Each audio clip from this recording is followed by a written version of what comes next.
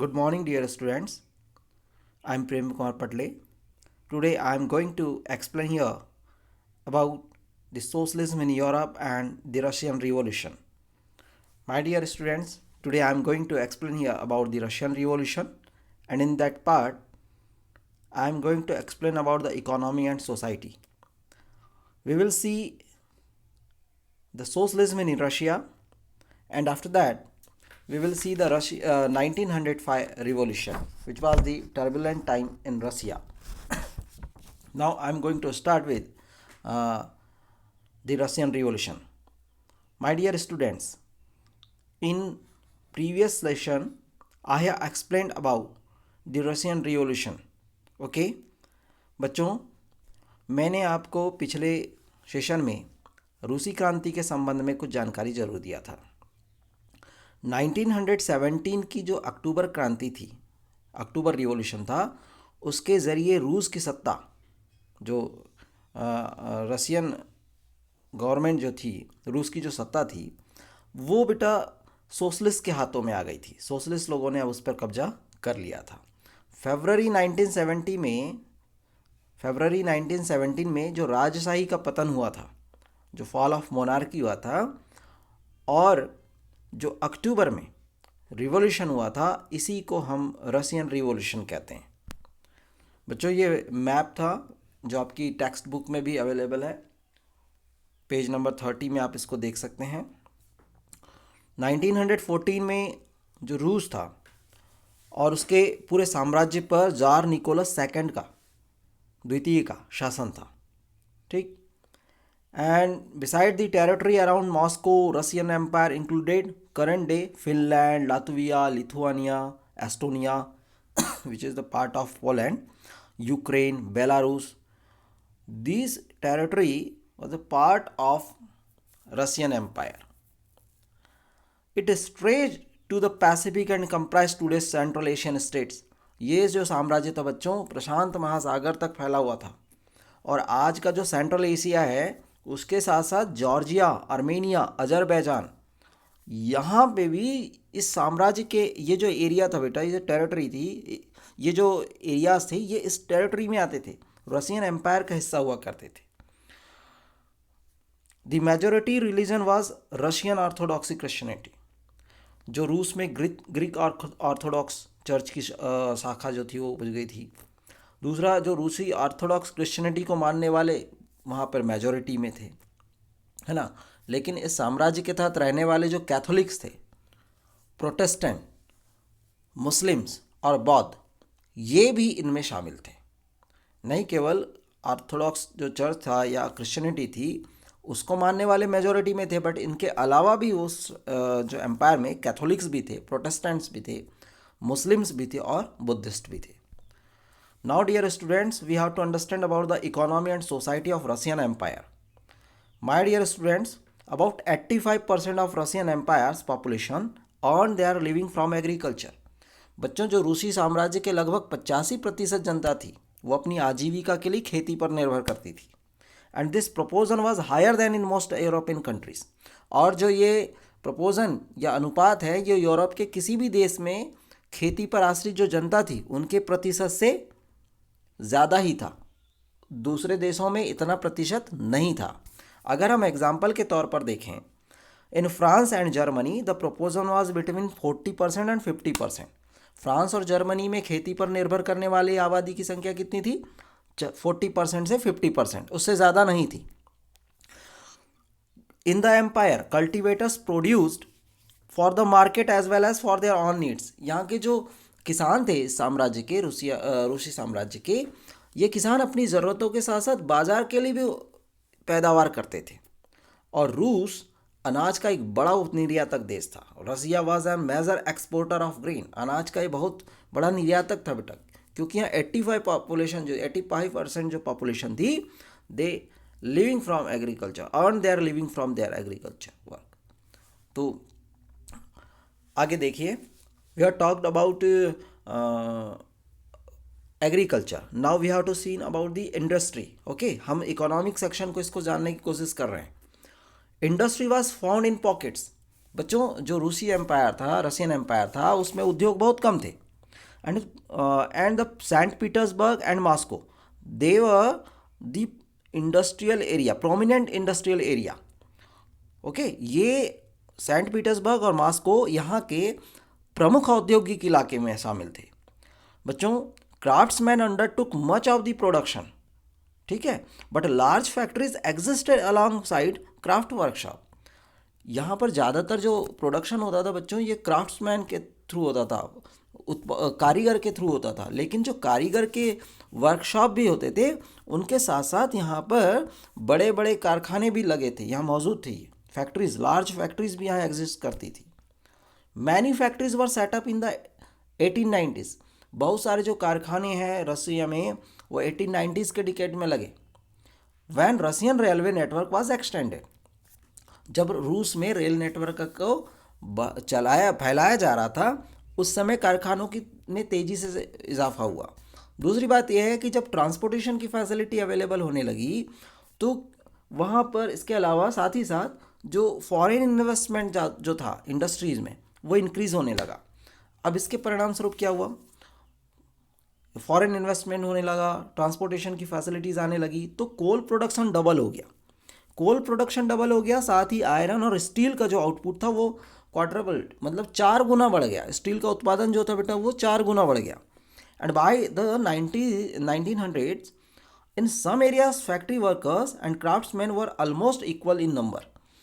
बेटा 1900 के डिकेड में, 1900 के आसपास में कुछ इलाकों में तो जो क्राफ्ट्समैन थे, कारीगर, और फैक्ट्री वर्कर्स जो कारखाना मजदूर थे, उनकी संख्या लगभग बराबर हो गई थी। तो ये इंडस्ट्री का जो ग्रोथ था वो बड़ा तेज़ी से होता चला जा रहा था। और आपने देखा कि किस तरह से फॉरेन इन्वेस्टमेंट बढ़ रहा था, रेलवे जो था वो स्प्रेड हो रहा था, एक्सटेंड हो रहा था रेलवे नेटवर्क, और इस वजह से फैक्ट्रीज, प्रोडक्शन सब तेज़ी से बढ़ रहा था। Most industry was the private property of industrialist. ज़्यादातर जो कारखाने हुआ करते थे वह उद्योगपतियों की निजी संपत्ति थे, ठीक। And government supervise large factory to ensure minimum wages and limited hours of work. मजदूरों को न्यूनतम वेतन मिलना चाहिए, ठीक है, मिनिमम वेजेस मिलता रहे और वर्किंग आवर्स जो वो लिमिटेड रहे, इसके लिए गवर्नमेंट की ओर से सुपरवाइज किया जाता था, ठीक है। जो सुपरविज़न के लिए इंस्पेक्टर्स को लगाया जाता था, लेकिन वो जो फैक्ट्री इंस्पेक्टर्स थे कुड नॉट प्रिवेंट रूल बिगन ब्रोकन। वो नियमों के उल्लंघन को रोक पाने में कामयाब नहीं हो पाते थे, नाकामयाब रहते थे, ठीक है। इन craft unit small workshop the working day was sometimes 15 hours. जो वर्कशॉप हुआ करती थी बेटा, जहाँ कारीगर काम करते थे, वहाँ उनके काम करने के घंटों की संख्या लगभग 15 घंटे के आसपास पहुँच जाती थी। And compared with 10 to 12 hours in factories. और जब मजदूर कारखानों में काम करते थे, तो वो उनके भी मजदूरों की काम की जो समय था वो 10 से 12 घंटे तक हो जाता था, ठीक। और हम एकोमोडेशन की बात करें तो मजदूरों के रहने के लिए जो कमरे होते थे, कमरों से लेकर के जो डॉर्मेटरीज होती थी, वो उसमें तरह तरह की व्यवस्थाएं मौजूद थी। Accommodation varied from rooms to dormitory. बच्चों, आपकी बुक में पेज नंबर 31 में एक इमेज दिया हुआ है, फिगर नंबर 6। तो आप उसमें डॉर्मेटरी के जो सीन है उसको आप उसमें देख सकते हैं। Now we have to talk about the workers. देखो, वर्कर्स भी सोशल ग्रुप में डिवाइड था। कैसे सोशल ग्रुप में डिवाइड था? Workers were divided by skill. जो वर्कर हुआ करते थे बेटा, वो अपनी स्किल, अपनी योग्यता, दक्षता के हिसाब से वो डिवाइड थे। एक मेटल वर्कर था, ठीक है। एक मेटल वर्कर जो सेंट पीटर्सबर्ग में था, वो क्या कहता है? वो कहता है कि metal workers considered themselves aristocrats among other workers. देखिए, अलग अलग जगह काम करने वाले वर्कर्स में भी स्किल जो होते हैं वो अलग अलग होती है। तो मेटल वर्कर ये कहता है कि जितने भी मजदूर काम कर रहे हैं, उनमें मेटल वर्कर, धातु मजदूर, ये सभी मजदूरों में खुद को साहब मानते हैं, एरिस्टोक्रेट मानते हैं, ठीक है। और उनके काम में ज़्यादा क्यों ऐसा कहते हैं? Their occupation demanded more training and skill. क्योंकि उनका जो काम है उसमें ज़्यादा से ज़्यादा प्रशिक्षण की ज़रूरत होती है ना, ट्रेनिंग की ज़रूरत होती है, स्किल की ज़रूरत होती है, इसलिए वो अपने आप को एरिस्टोक्रेट कैटेगरी में रखता है। बच्चों, फैक्ट्री में जो वर्कर्स काम कर रहे हैं उसमें विमेन का जो पार्टिसिपेशन था, या ऐसा कहा जाए कि वुमेन का नंबर ऑफ विमेन जो थी या परसेंटेज जो था वुमेन का as a worker factory labour के तौर पर, वो 31% था। हम 1914 के समय की बात कर रहे हैं। But they were paid less than man, लेकिन उन्हें जो वेजेस है वो काफ़ी कम मिलता था। काफ़ी कम का मतलब है कि between half and three quarters of a man's wages. मतलब अगर मेन लेबर को 100 रुपीज़ मिलता है तो जो फीमेल लेबर होगी उसको 50 रुपीज़ से 75 रुपीज़ के बीच में मिलेगा। इस तरह का वहाँ पर वेजेस डिस्ट्रीब्यूशन होता था। And division among workers showed themselves in dress and manner too. इसके अलावा अगर मज़दूरों में कुछ अंतर करना चाहें तो ये उनके पहनावे पर, उनके बिहेवियर पर, उनके मैनर्स पर, व्यवहार पर ये साफ दिखाई देता था। ठीक है, मज़दूरों के बीच जो मौजूद फासला था वो उनके ड्रेस कोड पर को भी देख करके समझा जा सकता था। उनमें जो व्यवहार है, मैनर्स है, उसके आधार पर भी समझा जाता था। Some workers formed association to help members in times of unemployment और financial hardship, but such associations were few. बच्चों, कुछ मज़दूरों ने बेरोजगारी से निपटने के लिए और जो हार्शफुल टाइम होता है, फाइनेंशियल हार्डशिप, आर्थिक संकट का जो समय होता है, उसमें एक दूसरे की मदद करने के लिए उन्होंने एसोसिएशंस बनाए थे, संगठन बना लिए थे। लेकिन ऐसे एसोसिएशंस की जो संख्या थी वो काफ़ी कम थी। Associations were few. Despite division, देखिए आपने देखा कि ये स्किल के आधार पर उनमें डिवीज़न था, वेजेस अलग अलग थे, उनमें मैनर्स को देख करके, उनमें ड्रेसिंग सेंस को देख करके उनमें डिफ्रेंशिएट किया जा सकता था। बट डिस्पाइट डिवीज़न, ठीक है, डिस्पाइट डिवीज़न यानी कि इन अंतरों के बावजूद workers did unite to strike work. ये लोग आपस में एकजुट होकर के हड़ताल कर देते थे। कब? When they disagreed with employer about dismissal और वर्क कंडीशन। जब फैक्ट्री के ऑनर्स, मालिक, किसी कोई शिकायत मिलती थी और शिकायत होती थी तो मजदूर, शिकायत के आधार पर क्या होता था कि मजदूर को निकाल दिया जाता था नौकरी से, उनको निकाल दिया जाए, या फिर वहाँ जो वर्किंग कंडीशंस है वो उसके हिसाब से नहीं हो, तो ये लोग निकाले गए मजदूर के लिए और वर्किंग कंडीशंस के लिए हड़ताल कर देते थे, भले ही उनमें काफ़ी डिविजन्स थे। This strike took place frequently in the textile industry during 1896 and 1897 and in the metal industry during 1902।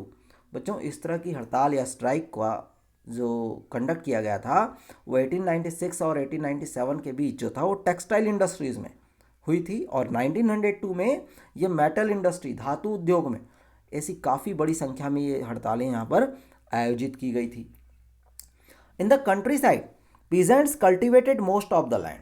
देहात की जो ज़्यादातर ज़मीनें हुआ करती थी वो किसान उस पर खेती करते थे। But the nobility, the crown and the Orthodox church on large property. लेकिन बेटा, यहाँ की जो सबसे ज़्यादा विशाल संपत्तियों पर सबसे बड़ा हक या कब्जा किसका था? यहाँ के नोबेलिटीज़ का, सामंतों का, क्राउन का, राजशाहियों का। ऑर्थोडॉक्स चर्च, चर्च का कब्जा था। Like workers peasants too were divided. मजदूरों की तरह यहाँ किसान भी बटे हुए थे। ठीक है, हमने देखा ना वर्कर्स किस तरह से बटा हुआ था, तो इस तरह से किसान भी बटा हुआ था।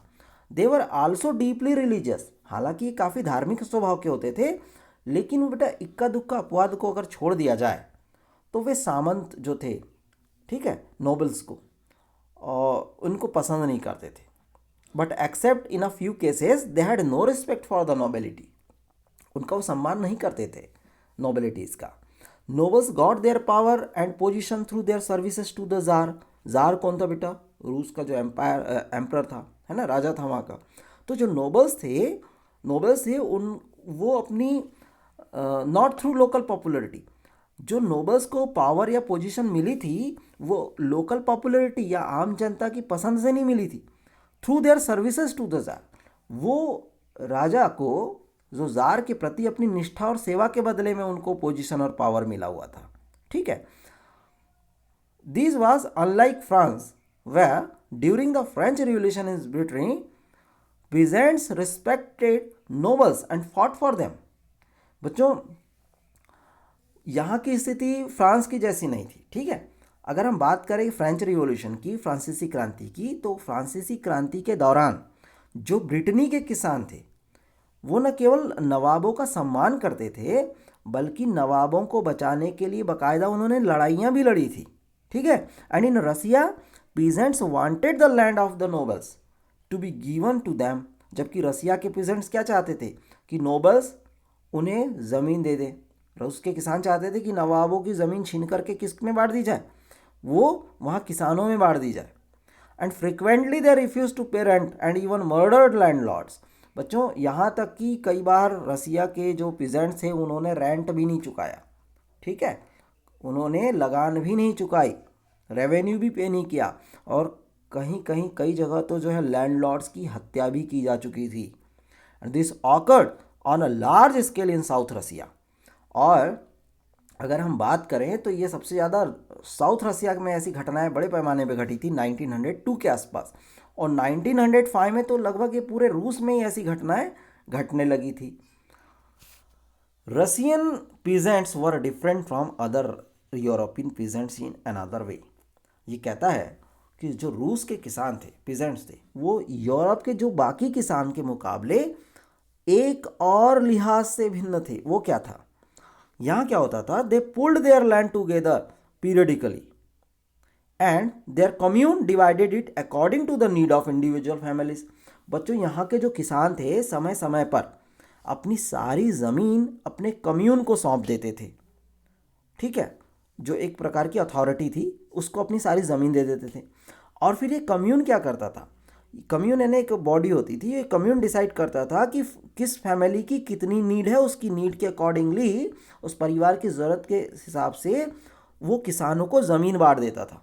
तो ये प्रैक्टिस जो थी ये रसियन पीजेंट्स के ग्रुप में ही देखने को मिलती थी, बाकी यूरोपियन पीजेंट्स में ये प्रैक्टिस जो है परफॉर्म नहीं की जाती। तो ये रसियन पीजेंट्स जो हैं they were different from other European peasants. Okay,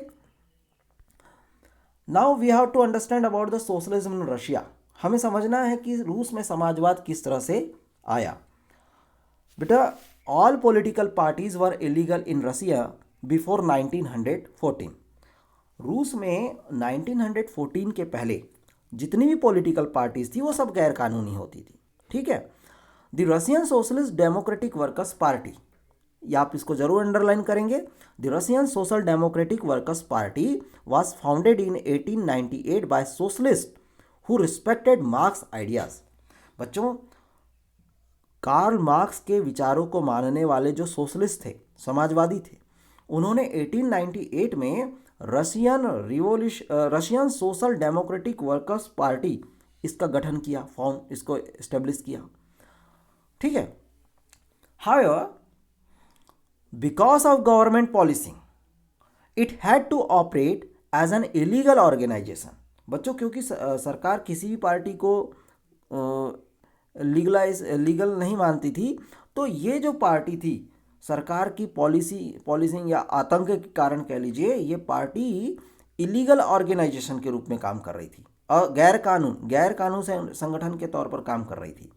अच्छा, इस पार्टी ने एक अखबार भी निकाला था, एक अखबार निकलता था, और उस अखबार का यूज़ क्या होता था, कैसे करते थे, they mobilise workers and organise strikes.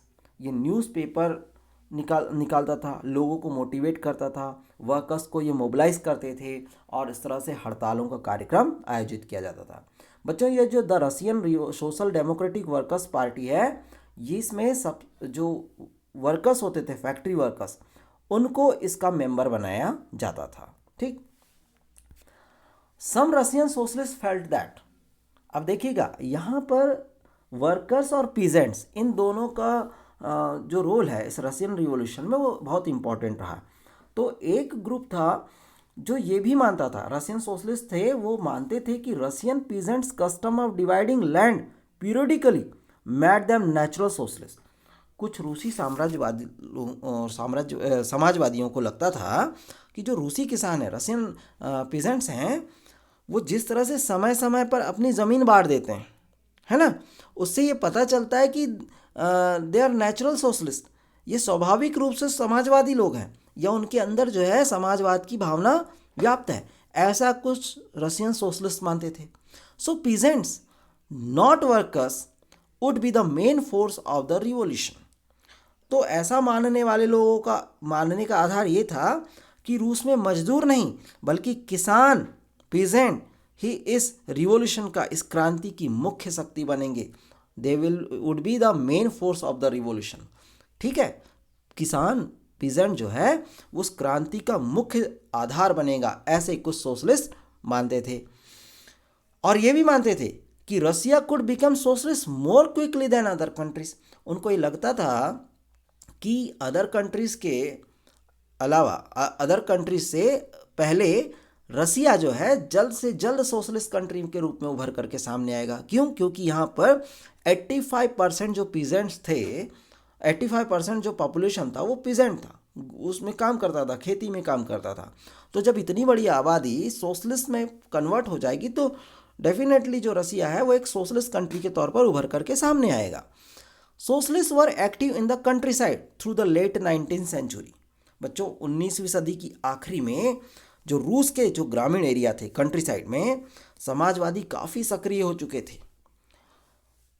ठीक, they form the socialist revolutionary party इन 1900। अब इन्होंने, ये जो कुछ रशियन सोशलिस्ट थे, उन्होंने एक द सोशलिस्ट रिवोल्यूशनरी पार्टी 1900 में इसको स्टेब्लिश किया। This party struggled for peasants rights and demanded that land belonging to nobles be transfer to peasants. बच्चों, जो ये वाली जो सोशलिस्ट रिवोल्यूशनरी पार्टी थी, ये पीजेंट्स राइट्स के लिए, किसानों के अधिकारों के लिए उन्होंने संघर्ष किया और मांग की कि जो नोबल्स के कब्जे में जो ज़मीनें हैं, सामंतों के पास, लैंडलॉर्ड्स के पास जो ज़मीनें हैं, उसको उस ज़मीन को फ़ौरन किसानों को सौंप दी जाए, इस तरह से ट्रांसफ़र कर दी जाए। इस तरह से सोशलिस्ट रिवोल्यूशनरी पार्टी पीजेंट्स के लिए स्ट्रगल कर रही थी। ठीक है, अब यहाँ देखिएगा, सोशल डेमोक्रेट्स डिसएग्रीड। देखिए, सोशल डेमोक्रेट्स कौन थे? जो फैक्ट्री वर्कर्स पार्टी थी, है ना। तो ये social Democrats disagreed with socialist revolutionaries about peasants. बच्चों, किसानों के सवाल की बात करें, ठीक है, किसानों के सवाल पर जो सोशल डेमोक्रेट्स थे, सामाजिक लोकतंत्रवादी लोग, वो खेमा जो सोशलिस्ट रिवोल्यूशनरीज जो थे उनके आइडिया से वो एग्री नहीं करते थे, वो डिसएग्री करते थे, असहमत थे, वो सहमत नहीं थे। ऐसा क्यों? उनके एक लीडर थे बेटा सोशल डेमोक्रेट्स के, Lenin, Vladimir Lenin. Lenin felt that peasants were not one united group. Okay, जो लेनिन का मानना था कि किसानों में एकजुटता नहीं है। क्यों? Some were poor and others rich. कुछ किसान गरीब थे तो कुछ अमीर थे। Some worked as labourers while others were capitalist who employed workers. कुछ मजदूरी करते थे तो कुछ पूंजीपति थे जो नौकरों को से खेती करवाते थे, है ना। And given this differentiation with in them they could not all B part of socialist movement. अब इनमें जो विभेद देखने को मिल रहे हैं तो उसके चलते वे सभी जो लोग हैं वो समाजवादी आंदोलन के, सोशलिस्ट मूवमेंट का हिस्सा नहीं हो सकते, ऐसा लेनिन मानते थे। तो उनका कहना था कि पीजेंट एक ऐसा ग्रुप है जो कि ये सोशलिस्ट मूवमेंट का हिस्सा नहीं बन सकते, क्योंकि इनमें काफ़ी डिफरेंशिएशन हमको डिफरेंशिएशन जो है इनमें देखने को मिलता है। The party was divided over the strategy of organisation. बच्चों, अगर हम संगठन की रणनीति के आधार पर बात करें तो पार्टी में भी बड़े मतभेद थे। व्लादिमीर लेनिन, ठीक है, who lead the Bolshevik group, thought that in a repressive society like Tsarist Russia, the party should be disciplined and should control the number of quality of its member. Vladimir Lenin सोचते थे कि जो राजा है, jar है ना, जो राजा है रूस का, उसकी जो रिप्रेसिव सोसाइटी है, दमनकारी समाज में कैसी पार्टी होनी चाहिए? उस दमनकारी समाज में पार्टी एक अत्यंत अनुशासित होनी चाहिए। Party should be discipline and should control the number of quality of its member. और उसके जो सदस्यों की संख्या है उस पर और उनके क्वालिटी यानी स्तर पर पूरा नियंत्रण होना चाहिए, ऐसा व्लादिमीर लेनिन बोलते हैं, जो बोल्शेविक ग्रुप को लीड करते हैं। लेकिन जो उसी पार्टी के दूसरे लोग थे, अदर्स, मेंशेविक्स कहते थे जिनको, thought that the party should be open to all. वो सोचते थे, जो दूसरा खेमा था वो मानता था कि पार्टी में सभी सदस्यों को, सभी लोगों को सदस्यता दी जानी चाहिए। तो इस तरह से उनकी पार्टी में भी कुछ विचारों में मतभेद देखने को मिलते थे। कौन सी? Social democratic workers party. Now I am going to explain here about the a turbulent time. उथल पुथल का समय देखेंगे बेटा। 1905 का जो रिवॉल्यूशन था वो कैसा हुआ था उसको समझिए। रसिया वाज एन ऑटोक्रेसी। रशिया में एक निरंकुश राजशाही थी बच्चों, है ना। जो जार के बारे में बात करते हैं वो एक निरंकुश था। Unlike other European rulers, even at the beginning of the 20th century, the tsar was not subject to parliament.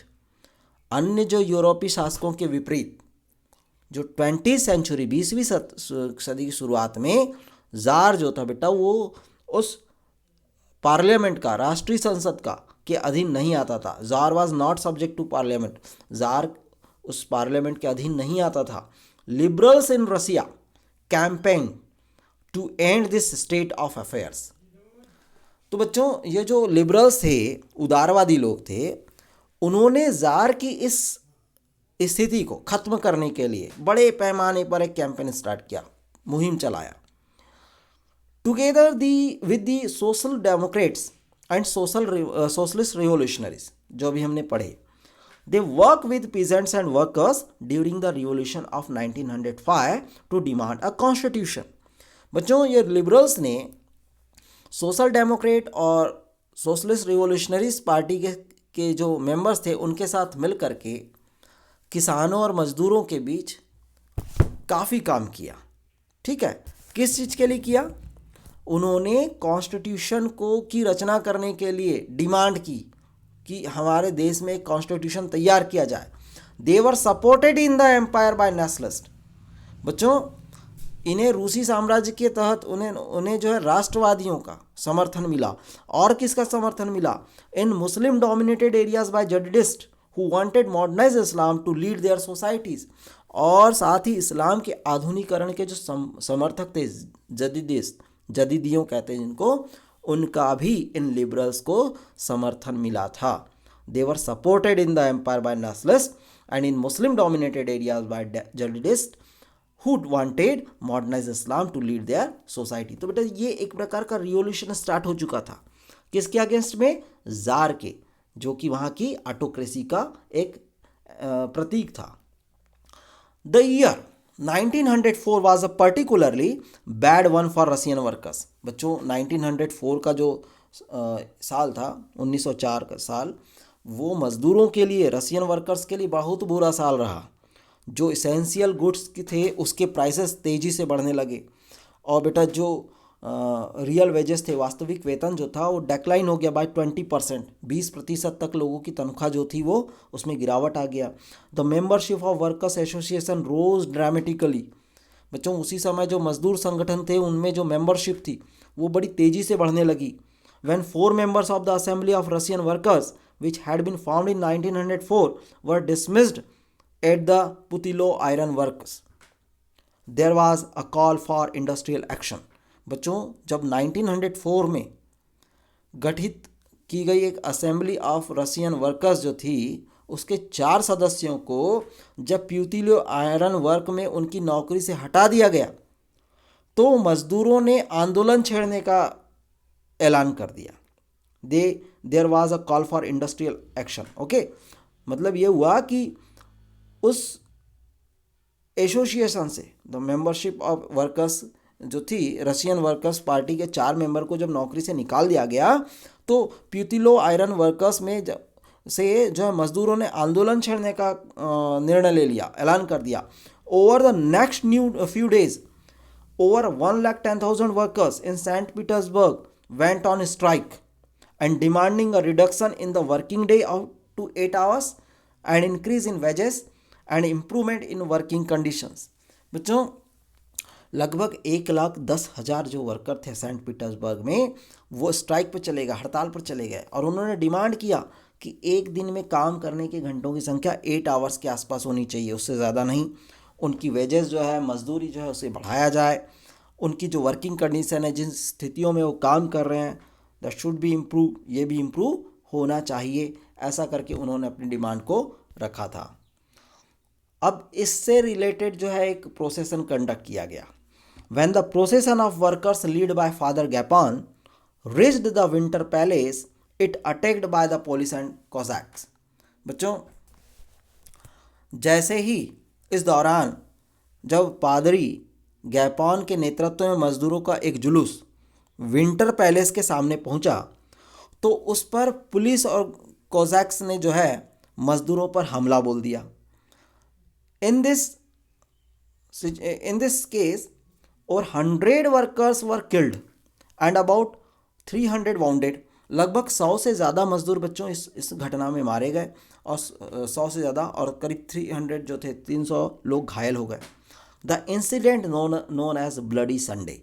बच्चों, इतिहास की इस घटना को ब्लडी संडे या खूनी रविवार के नाम से भी जाना जाता। और इस ब्लडी संडे के साथ ही started a series of event that became known as the 1905 revolution. और इसी के कारण जो है 1905 की जो क्रांति है उसकी शुरुआत मानी जाती इस घटना के साथ। Strikes took place all over the country and university close down when students bodies staged walkouts complaining about the lack of civil liberties. बच्चों, जब नागरिक स्वतंत्रता के अभाव का विरोध करते हुए विद्यार्थियों ने अपनी कक्षा का बहिष्कार करने लगे, तो विश्वविद्यालय भी क्या किए जाने लगे, बंद किए जाने लगे। अब यहाँ लॉयर्स, डॉक्टर्स, इंजीनियर और जो अदर मिडिल क्लास वर्कर्स थे, they establish the union of unions and demanded a constituent assembly. बच्चों, इन सभी ने मिलकर के, लॉयर्स, डॉक्टर्स, इंजीनियर्स और मिडिल क्लास वर्कर्स ने मिलकर के एक संविधान सभा के गठन की मांग करते हुए इन्होंने यूनियन ऑफ यूनियंस की स्थापना कर दी। तो इस तरह से हमने देखा कि 1905 का जो समय था काफ़ी उथल पुथल का समय था। During the 1905 revolution the tsar allowed the creation of an elected consultative parliament और ड्यूमा। बच्चों, जब देखा ज़ार ने कि ये क्रांति बड़ी तेज़ी से फैल रही है, तो ज़ार ने एक कंसल्टेटिव पार्लियामेंट, निर्वाचित परामर्शदाता संसद को यानी ड्यूमा को उसने उसके फॉर्मेशन के लिए, क्रिएशन के लिए अपनी सहमति दे दी। For a brief while during the revolution, there existed a large number of trade unions and factory committee made up the factory workers. अब जब वो रिवॉल्यूशन के समय कुछ दिन तक फैक्ट्री मजदूरों की बहुत सारी ट्रेड यूनियंस बनने लगी, फैक्ट्री कमिटीज़ भी अस्तित्व में आने लगी थी। After 1905 most committees and unions were unofficially since they were declared illegal. लेकिन 1905 के बाद ऐसी ज़्यादातर कमेटियाँ और जो यूनियंस थी बेटा, उसे इलीगल घोषित कर दिया गया, है ना। और ये अनाधिकृत रूप से काम करने लगी, क्योंकि इन्हें क्या कर दिया गया था, गैर कानूनी घोषित कर दिया गया था। तो इन्होंने इलीगल घोषित कर दिया गया, तो ये अनऑफिशियली वर्क करना भी इन कमिटीज़ ने शुरू कर दिया था। और बेटा, जार ने जो फर्स्ट ड्यूमा को बनाया था, the tsar dismiss the first Duma within 75 days. पहली ड्यूमा को उसने 75 दिनों के भीतर ही समाप्त कर दिया। और फिर से क्या किया, the re-elected second Duma within 3 months. और जो दूसरी ड्यूमा को 3 महीने के भीतर हटा दिया, बर्खास्त कर दिया। He did not want any questioning of his authority और any reduction in his power. वो किसी के प्रति जवाबदेही नहीं रखना चाहता था, ठीक है, किसी को अपने कार्य के प्रति जवाबदेही वो सुनिश्चित नहीं करना चाहता था। और साथ ही साथ ही don't want it, he did not want any reduction in his power। वो अपनी सत्ता का, अपने पावर में किसी प्रकार की कमी नहीं चाहता था। वो नहीं चाहता था कि उस पर कोई अंकुश लगाए। he changed the voting laws। उसने मतदान कानून में फेरबदल कर दिया, और मतदान कानून में फेरबदल करके and packed the third Duma. उसने तीसरे ड्यूमा में जो रूढ़िवादी राजनेता थे, जो कंजर्वेटिव पॉलिटिशियंस थे, उनको भर दिया। Liberals and revolutionaries were kept out. और जो लिबरल्स हुआ करते उदारवादी थे, क्रांतिकारी लोग थे, उनको बाहर रखा गया था। बच्चों, आज के सेशन में हम इतना ही समझने की कोशिश करते हैं। उम्मीद है कि आपको ये एक्सप्लेनेशन समझ में आया होगा। कल हम इसके आगे के चीज़ को एक्सप्लेन करेंगे। Thank you very much.